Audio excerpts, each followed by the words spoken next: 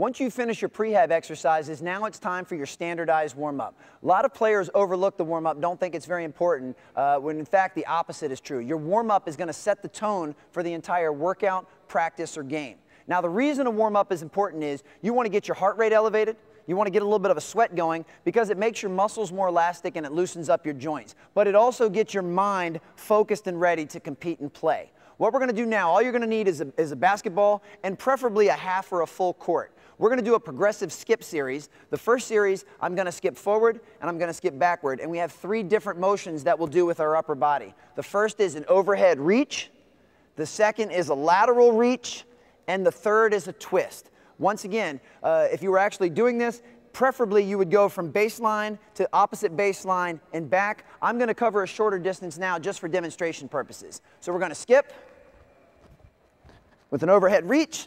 And anything we do forward, we also want to do backwards. Now with our skipping series, you want to stay on the power pads of your feet, you want to have some rhythm in your legs, and you want to make sure that you're going full extension. Now we'll go to a lateral reach, speaking of full extension, where we can sway back and forth side to side to really stretch and loosen up the muscles of the core. So I'm going to skip forward, and going to skip back.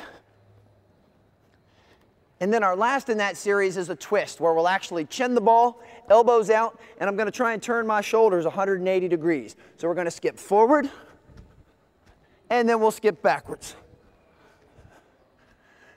That part would be for our forward and backward skipping. We can do the exact same upper body motions, but now we're going to do more of a side gallop, kind of a defensive slide, because we want to make sure we loosen up the muscles of the hips and groin. So we're going to do the same thing. Once again, you would go from baseline, full court, and back. We'll cover a shorter distance here. So from an upper body standpoint, I'm going to start with my overhead reach, but now I'm just going to side gallop.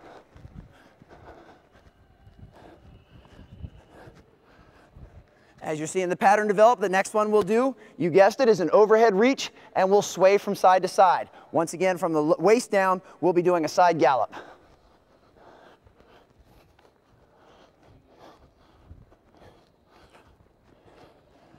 And then last but not least, we'll chin the ball, elbows out, we'll side gallop, but now we'll twist, really getting some good rotation to loosen up the core.